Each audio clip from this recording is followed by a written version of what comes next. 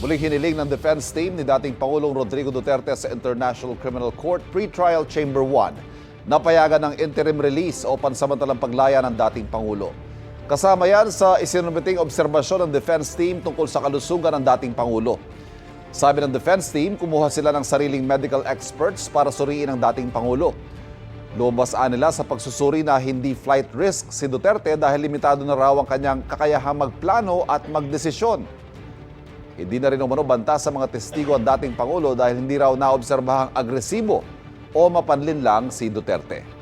Hindi na rin nila posibleng ulitin ng dating Pangulo ang mga ibinibintang na crimes against humanity laban sa kanya dahil mahina na raw siya. Nitong January 7, ibinasura ng ICC Pretrial Chamber 1 ang hiling ng defense team na suriin muli ang kondisyon ng dating Pangulo dahil hindi na raw ito kailangan pa.